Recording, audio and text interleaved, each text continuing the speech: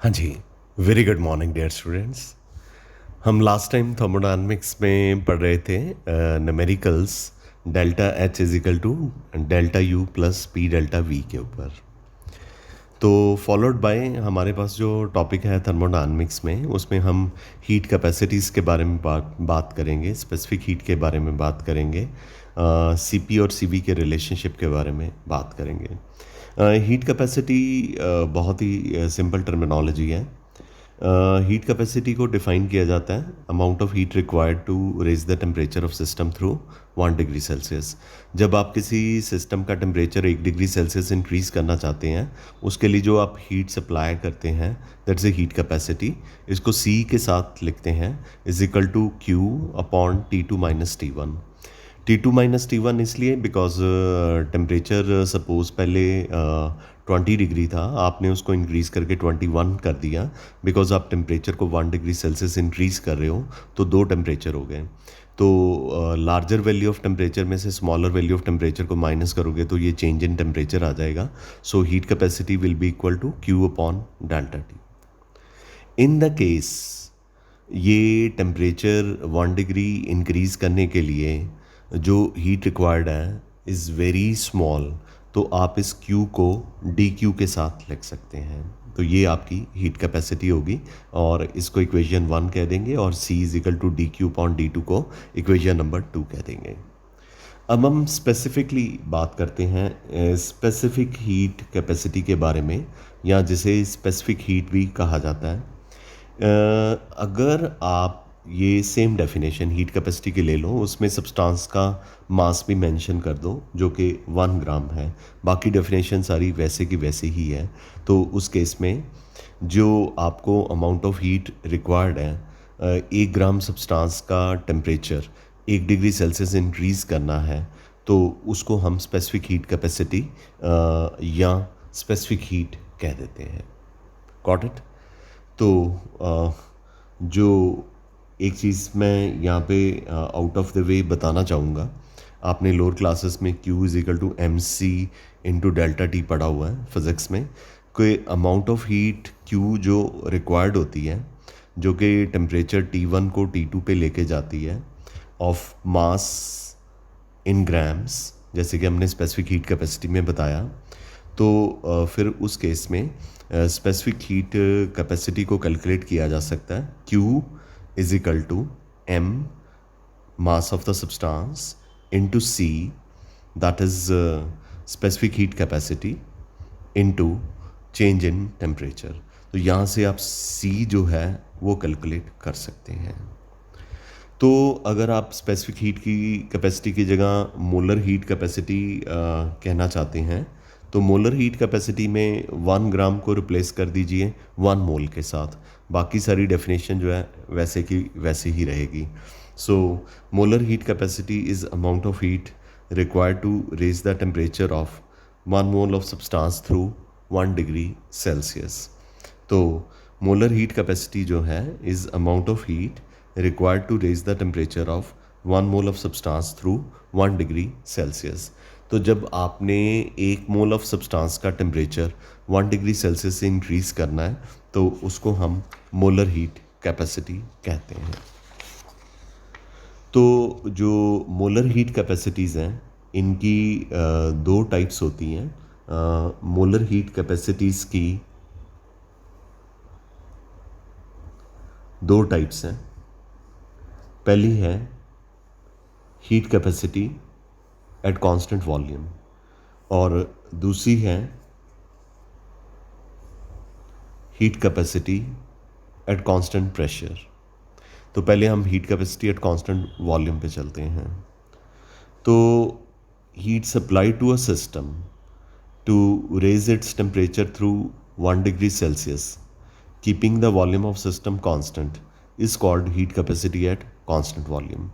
यानी heat capacity वाली definition ही है कि आपने सिस्टम का टेम्परेचर 1 डिग्री सेल्सियस इंक्रीज़ करना है, लेकिन वो जो सिस्टम है उसका वॉल्यूम कांस्टेंट ही रहना चाहिए। तो इसको हम अब C की बजाय CV के साथ लिख सकते हैं। फर्स्ट लॉ ऑफ थर्मोडायनामिक्स में हमने पढ़ा था कि Q इज इक्वल टू या delta Q is equal to D U plus P into D V. आपको ये याद नहीं होगा, आपने ये पढ़ा था Q is equal to U plus P delta V. ये लार्जर चेंज के लिए है, ये स्मॉलर चेंज इन हीट के लिए है। तो क्यों ना आप ये Q की वैल्यू जो है इस इक्वेशन में पुट कर दें, डेल्टा Q की वैल्यू इस इक्वेशन में पुट कर दें, क्योंकि पीछे हम पढ़ के आए हैं कि C is equal to delta Q upon D T.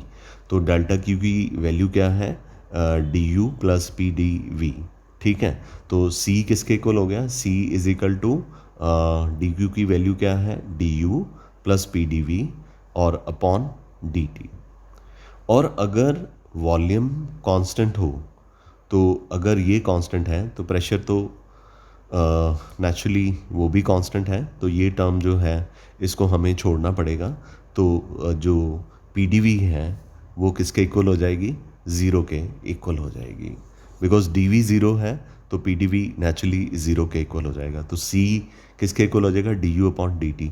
लेकिन this is happening at constant volume, so we have to write here, we should write here CV यानी heat capacity at constant volume is equal to du upon dt।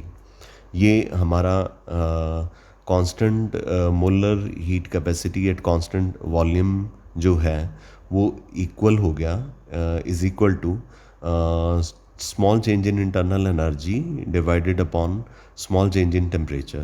If you are increasing the temperature through 1 degree Celsius, definitely there will be small change in energy.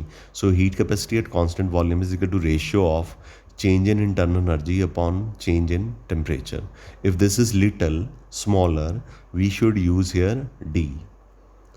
So I'm sure कि आपको heat capacity at constant volume के बारे में पता चल गया होगा।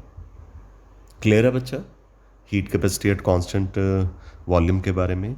आगे heat capacity at constant pressure पे चलते हैं। तो if you first of all definition की बात करें तो डेफिनेशन कांस्टेंट वॉल्यूम वाली ही रहेगी इन्वेरिएबली, बस उसमें आपने एक चेंज कर देना है। उसमें आपने कहा था कि सिस्टम का टेम्परेचर 1 डिग्री सेल्सियस इंक्रीज़ करना है और उसके लिए जो हीट रिक्वायर्ड है, लेकिन वॉल्यूम सिस्टम का कांस्टेंट होना चाहिए। तो इसमें आपने कहना है कि 1 डिग्री सेल्सियस टेम्परेचर आपने सिस्टम का इंक्रीज़ करना है और प्रेशर कांस्टेंट होना चाहिए। तो heat capacity at constant pressure को CP के साथ लिख देते हैं। तो फिर जो इक्वेशन 3 है, this one, it should be written as Cp is equal to du upon dt, बाहर प्रेशर कांस्टेंट कर दो, प्लस ये P तो है ही कांस्टेंट है, dv upon dt pressure constant. ये इक्वेशन 5 होगी। फर्दर हमें पता है कि इंथैल्पी चेंज तो नहीं, इंथैल्पी की जो इक्वेशन होती है वो H is equal to U plus P V होती है। अगर आप इसे डिफ्रेंशिएट करें तो ये क्या बन जाएगी, और with respect to temperature differentiate इस सिक्स्थ इक्वेशन को करना है, डिफ्रेंशिएट सिक्स्थ इक्वेशन को करना है विद रिस्पेक्ट टू टेम्परेचर। हमारे पास क्या आ जाएगा, D H upon D T is equal to D U upon D T plus P V को आर टी के इक्वल ले लेना है। तो हमारे पास R T upon D T भी आ सकता है, लेकिन चलो हम डिफ्रेंशिएशन लेते हैं किसका, H is equal to U plus P V का। इस टर्म का हम डिफ्रेंशिएशन ले रहे हैं with respect to temperature. D H upon D T constant pressure is equal to D U upon D T constant pressure, pressure को बाहर निकाल दो, and then this is D V upon D T. तो आप equation 5th और 6th को combine कर लो, 5th और 6th को कंबाइन कर लो। 5th और 6th में अगर हम इनको कंबाइन करेंगे तो वहाँ पे जो D H upon D T है वो सी पी के इक्वल आ जाएगा, क्योंकि वहाँ पे ये वाला जो पार्ट है इक्वेशन नंबर 5 में D U upon D T plus P D V upon D T was equal to Cp. So if this is equal to Cp, so Cp is going to be equal to dH upon dt. So simply इसको differential form में लिखा हुआ है. So simply we can write it Cp is equal to dH upon dt. तो ये equation number 8 है. इसका मतलब ये हो गया कि इक्वेशन नंबर 6 में देखें तो इक्वेशन नंबर 6 में लिखा हुआ है कि heat capacity at constant volume is equal to D U upon D T and heat capacity at constant pressure is equal to D H upon D T. So this will be your equation number 8. Got it. अब हमने relationship जो है Cp और Cv के बीच में calculate करना है. Cp और Cv के बीच में रिलेशनशिप कैलकुलेट करते वक्त हमें पता होना चाहिए work done to raise the temperature by 1 degree Celsius at constant pressure is greater than when volume is kept constant. I repeat again, जब हम कांस्टेंट प्रेशर पे, सिस्टम का प्रेशर कांस्टेंट है, उसका टेम्परेचर 1 डिग्री सेल्सियस इंक्रीज़ करते हैं तो जो काम करना पड़ता है वो ज़्यादा होता है एज़ कम्पेयर टू जब हम सिस्टम का टेम्परेचर 1 डिग्री इंक्रीज़ करते हैं कांस्टेंट वॉल्यूम पे. तो इसका मतलब Cp is bigger than Cv. So Cp में से Cv को सब्सट्रैक्ट कर सकते हैं. तो डिफरेंस तो तभी आएगा ना, मतलब कि Cv को मैं Cp से ऐसे कैसे सब्सट्रैक्ट कर दूंगा. तो मुझे पता होना चाहिए कि Cp is bigger as compare to Cv. So Cp minus Cv. तो Cp का एक्सप्रेशन क्या है, dH अपॉन dt. Cv का एक्सप्रेशन क्या था, du upon dt. So Cp minus Cv is equal to dH upon dt minus du upon dt. This is equation 1. हमारे पास जो इंथैल्पी की इक्वेशन है H is equal to U plus P V है. इसके numericals हमने कल के इक्वेशन में किए थे. आपको ये भी पता है कि अगर गैस सिस्टम में आइडियल है तो 1 मोल के लिए पी वी किसके इक्वल होता है, आर टी के इक्वल होता है. तो आर टी को आप यहाँ पे पुट क्यों नहीं कर देते. तो हमारे पास आ जाएगा H is equal to U plus R T. तो आप इस इक्वेशन को डिफ्रेंशिएट कर दीजिए विद रिस्पेक्ट टू टेम्परेचर. हमारे पास आ जाएगा D H upon D T is equal to D U upon D T plus R T upon D T. तो टेम्परेचर कट जाएगा तो यहाँ पे आर रह जाएगा. तो इसको इसमें से सब्सट्रैक्ट कर दो. तो ये टर्म जब इधर जाएगी हमारे पास आ जाएगा D H upon D T minus D U upon D T is equal to R. R के इक्वल हो गया. इक्वेशन 4 में D H upon D T minus D U upon D T is equal to R. But जो equation हमारे पास 1 है उसमें D H upon D T minus D U upon D T, यहाँ पर भी D H upon D T minus D U upon D T, ये R के इक्वल है, ये C P minus C V के इक्वल है. इसका मतलब R C P minus C V के इक्वल हो गया. तो इक्वेशन 1 और 4 को कंबाइन करेंगे तो C P minus C V is equal to R for 1 mole. क्योंकि हमने ये जो है किसके लिए लिया है, P V is equal to R T किसके लिए लिया है, 1 मोल के लिए लिया है. I am sure this is clear to you. Clear? Okay. आगे मैं आपको ये बताना चाहूँगा कि एन मोल हो तो ये रिलेशनशिप जो है C P minus C V is equal to N R हो जाएगा. एम सी क्यूज़ के लिए वैसे आप थर्मोडायनामिक्स ये वाला पार्ट जो है फिज़िक्स में पढ़ोगे, लेकिन मैं आपको ज़रूर बताना चाहूँगा कि जो रेशो है heat capacity at constant pressure और अपॉन कांस्टेंट वॉल्यूम की, इसको गामा के साथ रिप्रेजेंट किया जाता है, जो कि गैस की नेचर के बारे में बताती है कि गैस मोनोटॉमिक है, डायटॉमिक है, ट्रायटॉमिक है. अगर C P upon C V is equal to gamma is equal to 1.66 तो जो गैस है वो मोनो अटोमिक इन नेचर होगी, जैसे हीलियम होगी, नियोन होगी, आर्गन होगी. अगर C P upon C V की जो वैल्यू है इनकी रेशो की वैल्यू 1.40 है या गामा इज इक्वल टू 1.40 है, तो ये डायटॉमिक गैस को रिप्रेजेंट करता है। जैसे कि H2 डायटॉमिक है, O2 डायटॉमिक है, कार्बन मोनोऑक्साइड डायटॉमिक है। अगर gamma is equal to Cp/Cv है और ये 1.30 है, तो ये ट्राई एटॉमिक गैस को रिप्रेजेंट करता है, जैसे कि कार्बन डाइऑक्साइड, H2S एट्सेट्रा। तो इसमें 3 एटम्स हैं, एक कार्बन हो गया, 2 ऑक्सीजन, तो ट्राइएटॉमिक। तो इनकी रेशो से हमें डायटॉमिक, ट्राइएटॉमिक गैसेस के बारे में पता चल जाता है। तो कई बार ये क्वेश्चन जो है ना स्टेट्स ऑफ मैटर की असाइनमेंट में आ जाता होता है। हाँ हाँ, स्टेट्स ऑफ मैटर में तो वो वहाँ पे गैसेस के साथ जो डील करते हैं, तो वहाँ पे ऑथर क्वेश्चन मिक्स कर जाते हैं। तो बट मैं आपको, क्योंकि स्टेट्स ऑफ मैटर में आपको हीट कैपेसिटीज़ के बारे में नहीं पता होता, तो मैंने आपको ये टॉपिक वहाँ पे नहीं कराया। वैसे भी एमसीक्यूज़ के लिए है और फिज़िक्स में भी आप करोगे।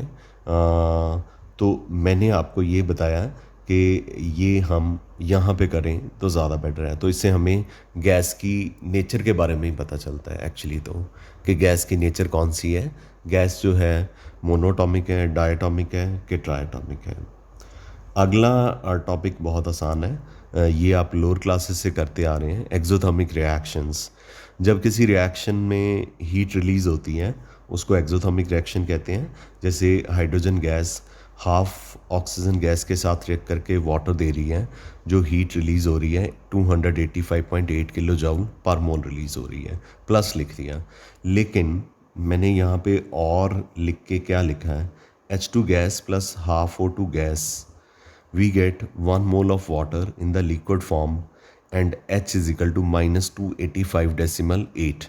एक्सोथर्मिक रिएक्शन के लिए डेल्टा H की वैल्यू जो है वो क्या होती है, नेगेटिव होती है। और अगर आगे एंडोथर्मिक रिएक्शन हम पढ़ेंगे वहाँ पे डेल्टा H की वैल्यू पॉजिटिव होगी है।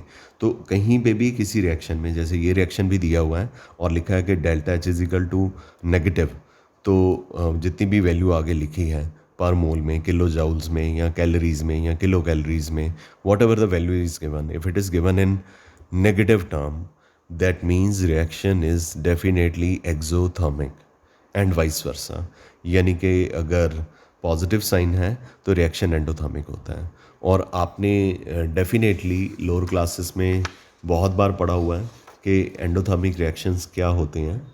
तो एंडोथर्मिक रिएक्शंस वो रिएक्शंस होते हैं जिनमें रिएक्शन जो है हीट के एब्जॉर्प्शन के साथ होता है। जैसे N2 plus O2 gas react करके 2NO दे रहे हैं और डेल्टा H की वैल्यू पॉजिटिव दी हुई है। ठीक है, पॉजिटिव दी हुई है, मैं यहाँ पे कॉमास डाल देता हूँ। तो delta H is equal two plus 180.7 kilo joule per मोल दी हुई है। इसका मतलब कि डेल्टा H पॉजिटिव का मतलब कि heat is being absorbed by the reaction, otherwise reaction नहीं होना था। तो यहाँ पे मैं एक नोट भी आपको बता देता हूँ कि डेल्टा H नेगेटिव क्यों होता है, डेल्टा H पॉजिटिव क्यों होता है। हमें पता है कि डेल्टा H जो है enthalpy of product minus enthalpy of reactant होता है। तो अगर रिएक्टेंट की इंथैल्पी प्रोडक्ट की इंथैल्पी से ज़्यादा हो, रिएक्टेंट की इंथैल्पी प्रोडक्ट की इंथैल्पी से ज़्यादा हो, तो रिएक्टेंट वाली टर्म जो है नेगेटिव है, तो डेफिनेटली डेल्टा H का आंसर जो है नेगेटिव आएगा। तो इसका मतलब रिएक्शन जो है वो क्या होगा, एक्सोथर्मिक, और उसका साइन क्या होगा, नेगेटिव। और अगर वाइस वर्सा है, रिएक्टेंट की इंथैल्पी प्रोडक्ट की इंथैल्पी के सम से बराबर के लेसर है, तो उस केस में डेल्टा H पॉजिटिव होगा एंड रिएक्शन क्या होगा, endothermic. I am very sure this is clear to you. Clear बच्चा, क्लियर है? ओके। थर्मोकेमिस्ट्री की डेफिनेशन के बारे में पढ़ते हैं कि थर्मोकेमिस्ट्री क्या होता है।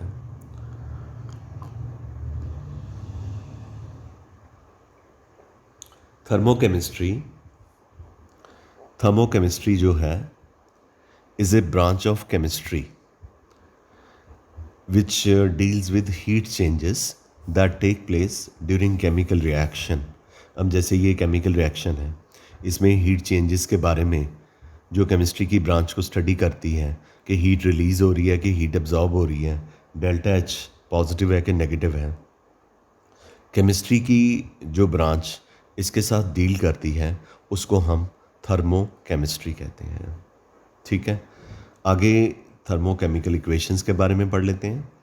एक बैलेंस केमिकल रिएक्शन जिसमें रिएक्टेंट की क्वांटिटी के बारे में दिया हो, पता हो, प्रोडक्ट की क्वांटिटी के बारे में बताया हो, कितनी हीट रिलीज़ हो रही है या कितनी हीट एब्जॉर्ब हो रही है, उसको हम थर्मोकेमिकल इक्वेशन कहते हैं। पर थर्मोकेमिकल इक्वेशन के लिए कुछ कन्वेंशंस हैं, यानी कि कुछ रूल्स बने हुए हैं। वो रूल्स हमने हमेशा फॉलो करने हैं। Those rules has to be followed always. उन रूल्स को हमने हमेशा क्या करना है, फॉलो करना है। पहला रूल आपको अच्छी तरह से पता है कि एक्सोथर्मिक रिएक्शन के लिए डेल्टा एच की वैल्यू आपने नेगेटिव पकड़नी है और एंडोथर्मिक रिएक्शन के लिए डेल्टा एच की वैल्यू आपने पॉजिटिव पकड़नी है। ये पहला रूल है। ठीक है,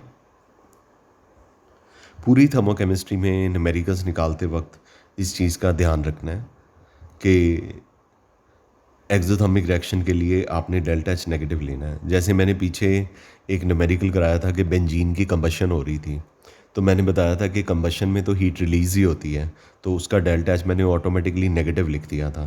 तो जो कि वहाँ पे हीट रिलीज़ हो रही थी, तो अब हमें पता चल गया कि जब जहाँ पे हीट रिलीज़ होती है वहाँ पे आपने डेल्टा एच को नेगेटिव पकड़ना है। और जैसे आयनाइजेशन एंथैल्पी में, इलेक्ट्रॉन गेन एंथैल्पी में कई जगह पे नेगेटिव, कई जगह पे पॉजिटिव पकड़ा था। तो अब आपको पता चल गया कि नेगेटिव पकड़ना क्यों ज़रूरी था और पॉजिटिव पकड़ना क्यों ज़रूरी था। ये पहला इसका साइन कन्वेंशन है। क्लियर है बच्चा? ये जो लगातार 22 मिनट हैं मैं बोल रहा हूँ, तो अगर मैं क्लास में बोर्ड पे ये लिखता तो ये 22 नहीं 44 मिनट्स में होता, बिकॉज़ आपने भी नोट करना होता है ना। तो समझ लीजिए कि आपकी 30 मिनट्स की वीडियो का मतलब होता है 60 मिनट का लेक्चर, 35 मिनट की वीडियो का मतलब होता है 70 मिनट्स का लेक्चर, क्योंकि आपने ये ना सिर्फ समझना होता है, इसको नोट डाउन भी करना होता है और फिर आपने प्रॉब्लम्स भी करनी होती हैं। ओके, चलो आगे चलते हैं। ये था हमारा पहला साइन कन्वेंशन।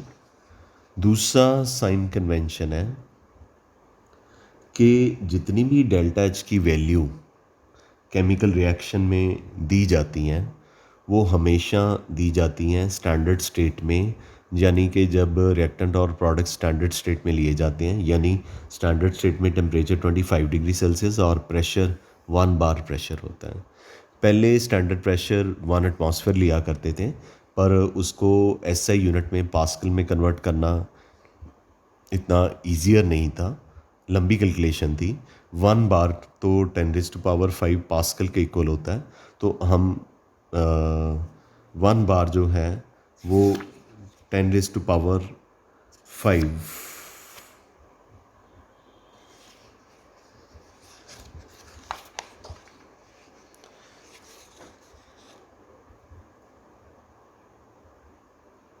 ये देखिए मैंने आगे चल के लिख भी दिया है। 1 बार जो है, आप ये ना सोचें कि सर ने ऐसे ही बोल दिया 1 bar is equal to 10⁵ pascal. तो स्टेट्स ऑफ मैटर के चैप्टर में भी बताया था और मैंने अगले पेज पे लिखा भी हुआ है कि हम 1 बार आजकल क्यों ले रहे हैं। पहले हम 1 एटमॉस्फेयर ही लेते थे स्टैंडर्ड प्रेशर, तो आजकल जो स्टैंडर्ड प्रेशर है 1 बार लेते हैं, क्योंकि इसको स्टैंडर्ड इंटरनेशनल यूनिट में कन्वर्ट करना ईजियर है। तो इसलिए हम जो स्टैंडर्ड प्रेशर है 1 बार लेते हैं और स्टैंडर्ड टेम्परेचर 25 डिग्री सेल्सियस लेते हैं। यानी ये मॉडरेट टेम्परेचर होता है जिस टेम्परेचर पे हम रिएक्टेंट और प्रोडक्ट्स को लेते हैं और जहाँ पे हम रिएक्शन को कैरी आउट करते हैं, और प्रेशर 1 बार पकड़ते हैं। तीसरी साइन कन्वेंशन है कि इक्वेशन जो है, रिएक्शन की इक्वेशन जो है, केमिकल इक्वेशन जो है, वो पूरी तरह से बैलेंस्ड होनी चाहिए। चौथी साइन कन्वेंशन है फिज़िकल स्टेट रिएक्टेंट और प्रोडक्ट की सॉलिड है, लिक्विड है या गैस है, ये मेंशन होनी चाहिए। ठीक है, गॉट इट। पांचवी साइन कन्वेंशन है कि अगर किसी रिएक्शन में रिएक्टेंट के और प्रोडक्ट के के साथ कुछ मल्टीप्लिकेशन होता है उनके नंबर ऑफ मोल्स के साथ, या उनके कॉफिशेंट को मल्टीप्लाई या आप डिवाइड करते हैं किसी नंबर के साथ, तो डेल्टा एच की वैल्यू को भी आपने उसी नंबर के साथ मल्टीप्लाई करना है। मैं आपको बताता हूँ।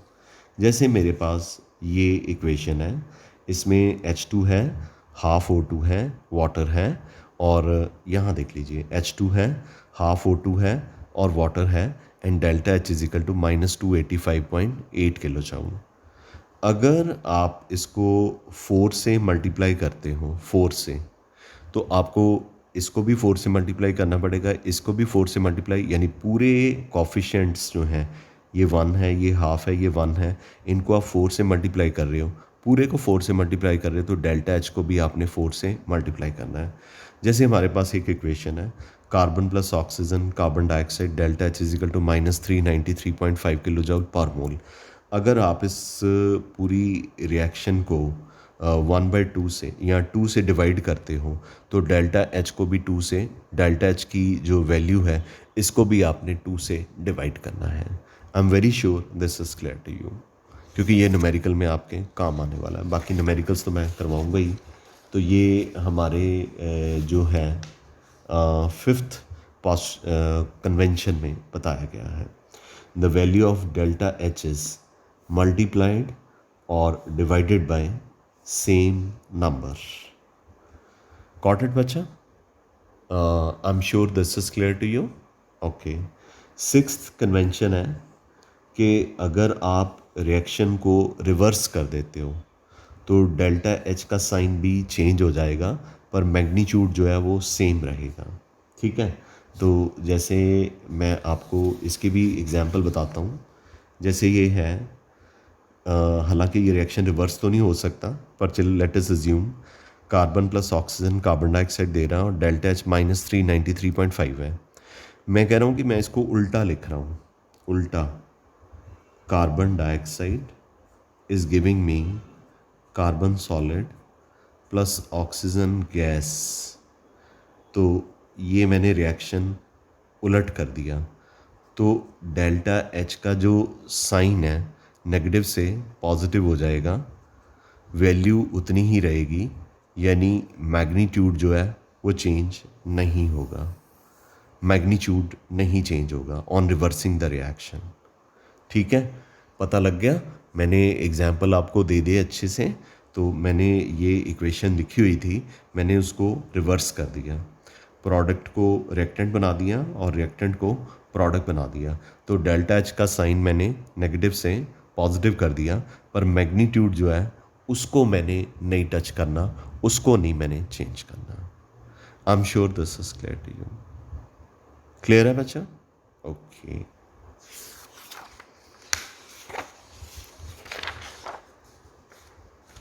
आगे एक डेफिनेशन मैं आपको आज और करवाना चाहूँगा, हीट ऑफ रिएक्शन और एंथैल्पी ऑफ रिएक्शन। ठीक है, हीट ऑफ रिएक्शन और एंथैल्पी ऑफ रिएक्शन। ठीक है, तो अमाउंट ऑफ हीट रिलीज्ड, इसको डेल्टा एच से रिप्रेजेंट करते हैं, और absorbed in a chemical reaction when number of mole of reactant represented by balanced chemical equation have completely reacted is known as heat of reaction। अब मैं आपको simple term में बताता हूँ। ये एक बैलेंस केमिकल रिएक्शन है, इसमें जो हीट रिलीज या एब्जॉर्ब होती है बैलेंस केमिकल रिएक्शन में, जब इसके number of mole of reactant completely react करके उन्होंने आपको प्रोडक्ट दे दिया है, तो जो अमाउंट ऑफ हीट रिलीज होती है या अमाउंट ऑफ हीट एब्जॉर्ब होती है, उस हीट को हम क्या कहते हैं? एंथैल्पी ऑफ रिएक्शन, या क्या कहते हैं? हीट ऑफ रिएक्शन, या हम उसे कहते हैं एंथैल्पी चेंज ऑफ रिएक्शन। तो 3 नाम दे दिए, हीट ऑफ रिएक्शन कह दिया, एंथैल्पी ऑफ रिएक्शन कह दिया, और एंथैल्पी चेंज ऑफ रिएक्शन भी कह दिया। तो delta H is equal to sum of enthalpy of products minus sum of enthalpy of reactant. Summation का साइन रिप्रेजेंट करता है कि जितने भी प्रोडक्ट्स हैं उनकी इंथैल्पी में से माइनस उनकी इंथैल्पी में से जितने भी रिएक्टेंट हैं उनकी इंथैल्पी को माइनस करना है। पीछे मैंने एक न्यूमेरिकल भी कल के वीडियो में करवाया था। मैंने कहा था ये फॉर्मूला तो आगे चल के आएगा, पर चलो अब न्यूमेरिकल आ गया तो इसको कर लेते हैं। ठीक है, अगर ये स्टैंडर्ड हीट ऑफ रिएक्शन होता या स्टैंडर्ड इंथैल्पी ऑफ रिएक्शन होता तो डेफिनेशन यही रहनी थी। बस हमने कहना था रिएक्टेंट और प्रोडक्ट जो हैं उनको स्टैंडर्ड कंडीशन ऑफ टेम्परेचर और प्रेशर पे आपने पकड़ना है, यानी कि टेम्परेचर जो है वो 25 डिग्री सेल्सियस होना चाहिए और प्रेशर जो है 1 बार प्रेशर होना चाहिए। तो वो जो इंथैल्पी ऑफ रिएक्शन होगी वो स्टैंडर्ड इंथैल्पी ऑफ रिएक्शन हो जाएगी। यानी रिएक्टेंट और प्रोडक्ट स्टैंडर्ड स्टेट में तभी होते हैं जब उनको 25 डिग्री सेल्सियस पे लिया जाता है 1 बार प्रेशर पे। और 1 बार की स्टोरी मैंने आपको सुनाई दी कि 1 एटमॉस्फेयर पहले लेते थे, पर आजकल हम 1 बार ही लेते हैं।